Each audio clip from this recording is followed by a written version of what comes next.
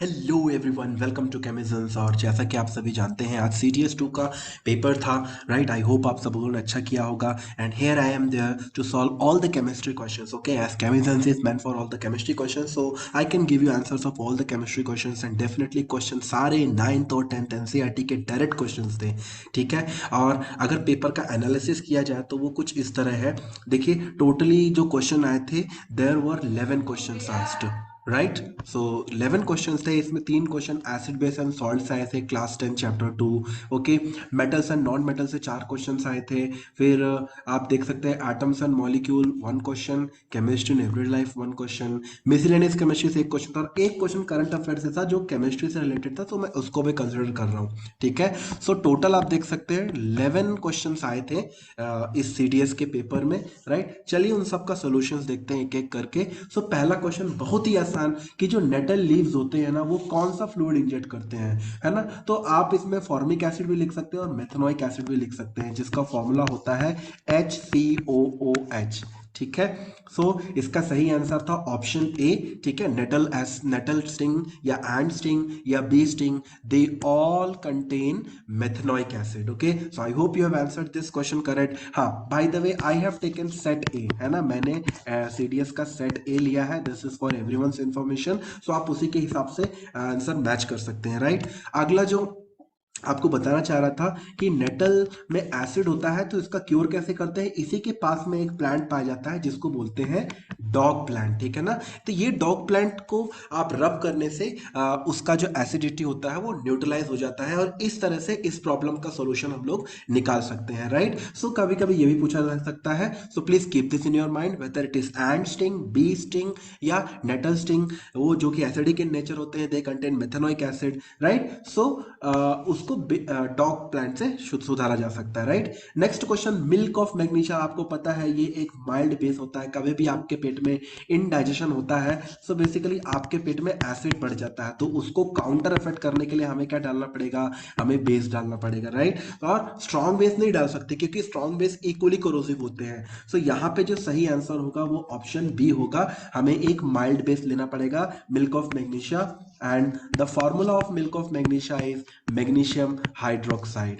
Okay, so यही जो access of acid है उसको न्यूट्रलाइज कर देता है। Next question, which one of the following pairs of the metals are good conductors of heat. So बच्चों, गुड कंडक्टर्स ऑफ हीट होते हैं सिल्वर और कॉपर। ओके, सिल्वर का सिंबल है Ag और कॉपर का सिंबल है Cu। ठीक है ना, यहाँ आप उन दोनों मेटल्स को देख सकते हो। नॉट ओनली दिस, ये बहुत अच्छे कंडक्टर्स ऑफ इलेक्ट्रिसिटी भी होते हैं। तो यहाँ ऑप्शन ए जो है आपका सही आंसर रहेगा। Right, so I hope that thing is clear to you. Okay, so out of the all the available option, lead और मर्कुरी पुअर कंडक्टर्स होते हैं, और हमें सेलेक्ट करना था क्या, we have to select the good conductors. Good conductors यहाँ पे ऑप्शन ए है। ठीक है, चलिए next question, school bells metal से क्यों बनाई जाती हैं। क्योंकि मेटल्स होती हैं सोनोरस, मतलब they produce a striking sound. ठीक है ना, एक रिंगिंग साउंड प्रोड्यूस करते हैं, जिसके चक्कर में उसकी जो साउंड होती है बहुत दूर तक जाती है। राइट, चलिए अगला क्वेश्चन है, इन्होंने टिंचर ऑफ आयोडीन के बारे में पूछा है। तो ये जो क्वेश्चन आया है, ये केमिस्ट्री इन एवरीडे लाइफ से आया है, डायरेक्ट क्वेश्चन है। ये एंटीसेप्टिक सॉल्यूशन है, क्योंकि इससे जो भी वुंड होते हैं उसको हील करते हैं। ये स्टेटमेंट सही है। ठीक है ना। नेक्स्ट, इसको अल्कोहल वाटर मिक्सचर में रखते हैं, ये स्टेटमेंट ही सही है। इसमें आयोडीन का कॉन्सेंट्रेशन यस बहुत लो रहता है, ओनली 2 से 3% रहता है। ठीक है ना। सो सही आंसर इसका क्या है, ऑप्शन सी। इसमें सारे स्टेटमेंट सही है, और आप देख सकते हैं 2 to 3% अल्कोहल वाटर मिक्सचर जो होता है हमारा, टेंचर ऑफ आयोडीन कहलाता है।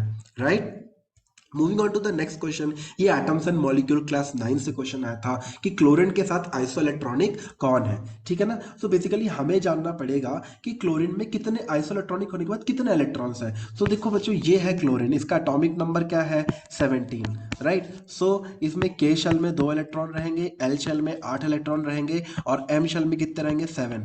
ओके, सो टोटल इसमें 17 इलेक्ट्रॉन्स रहते हैं, लेकिन एक इलेक्ट्रॉन गेन करने के बाद, है ना, 17 + 1 टोटल 18 इलेक्ट्रॉन्स आ जाएगा। तो हमें ये देखना है कि out of all the 4 options इसमें किसमें 18 इलेक्ट्रॉन्स नहीं है। ठीक है ना। तो पोटेशियम देखो 20, पोटेशियम का एटॉमिक नंबर है 19, और एक लूज करने के बाद इसमें कितने इलेक्ट्रॉन्स हो जाएंगे, 18। ठीक है ना। मैग्नीशियम आप देखोगे उसका एटॉमिक नंबर कितना है, 10, और 2 इलेक्ट्रॉन लूज करने के बाद उसमें हो जाएगा 8 इलेक्ट्रॉन। तो अब ये आप देख सकते हो यहाँ पे इलेक्ट्रॉन बराबर नहीं है। लेट अस सी अदर केसेस, सल्फर 16 होता है और 2 गेन करने के बाद 16 + 2 हो जाएगा।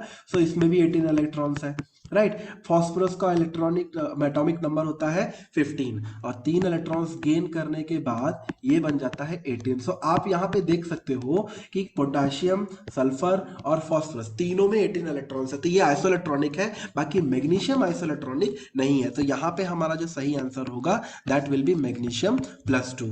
Okay, I hope you are able to understand the answers. Okay, और इसी तरह से क्वेश्चंस को प्रॉपर्ली समझने के लिए और नेक्स्ट अटेम्प्ट अच्छा करने के लिए you can subscribe our channel for more updates, right. अभी just after an hour I will be posting the NDA solutions of chemistry also, so stay tuned guys, right. So इसका सही answer मैंने बता दिया, magnesium will be the correct answer, right, क्योंकि उसमें 18 electrons नहीं है, बाकी सब में 18 इलेक्ट्रॉन्स है। बहुत ही आसान क्वेश्चन था। Next, moving on to the next question. Recently India ने हाइड्रोजन बेस्ड व्हीकल अनाउंस किया है, तो बेसिकली उसका बाई प्रोडक्ट होगा वाटर, ठीक है ना। हाइड्रोजन का जो होता है यही सबसे अच्छी खासियत होती है कि इनकी पावर बहुत ज्यादा होती है और बाई प्रोडक्ट इसका वाटर होता है, दैट्स वाई इसको हम लोग फ्यूल इकोनॉमी या भविष्य का फ्यूल भी बोलते हैं, ठीक है। क्योंकि आजकल हम जो भी प्रोड्यूस कर रहे हैं, जैसे इलेक्ट्रिसिटी, इलेक्ट्रिक व्हीकल्स भी है, तो उसके लिए लिथियम की माइनिंग होती है, जिसके चक्कर में खूब पोल्यूशन होता है, हाँ ना। और बाकी डीजल पेट्रोल तो ऑलरेडी हार्मफुल है ही सही है, और इनका स्टॉक भी लिमिटेड है ना। पेट्रोल जो है मुश्किल से 50 ईयर्स तक ही अब रहेगा हमारे पास, ठीक है ना। तो इसके रेट्स ऑब्वियसली आगे जाने वाले समय में बढ़ेंगे, ठीक है ना। तो ये करंट अफेयर रिलेटेड क्वेश्चन था जो केमिस्ट्री से मतलब रिलेटेबल था, दैट्स वाई मैंने इसको इसमें इंक्लूड किया है। Now moving on to the next question. 60th question क्या पूछ रहा है कि वीनस के प्लैनेट में कौन सा एसिड पाया जाता है ना। सो वो सल्फ्यूरिक एसिड, ये डायरेक्ट एनसीईआरटी का क्वेश्चन है ना। जो वीनस का प्लैनेट है इसमें सल्फ्यूरिक एसिड काफी भारी मात्रा में पाया जाता है। नेक्स्ट क्वेश्चन इज, पेशेंट को एक्सरे करते वक्त कौन सा सॉल्ट दिया जाता है। तो बच्चों, पेशेंट को एक्सरे करते वक्त है ना बैरियम सल्फेट का सॉल्ट अप्लाई किया जाता है ताकि प्रॉपर्ली स्कैनिंग हो सके बिफोर एक्चुअली परफॉर्मिंग इट, ठीक है, एब्डोमेन स्कैनिंग, राइट।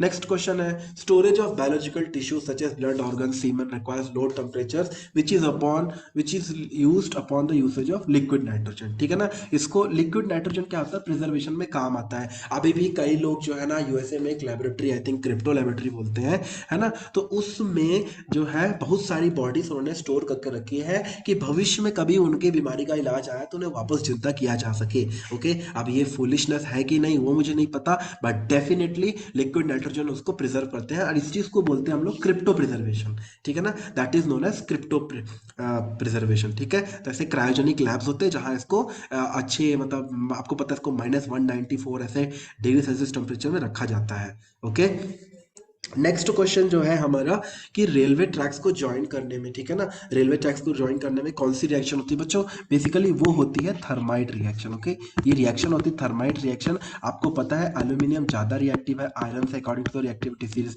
और ये क्वेश्चन भी देखो आपके एनसीईआरटी के 3rd चैप्टर जो है मेटल्स एंड नॉन मेटल, वहां से डायरेक्ट क्वेश्चन लिया गया, ठीक है ना। सो एल्यूमिनियम से उसको ज्वाइन किया जाता है, ये आप प्रोसेस देख सकते हैं, ठीक है ना, उसको कैसे यहाँ पे ज्वाइन किया जा रहा है, और ये रिएक्शन है, ठीक है ना।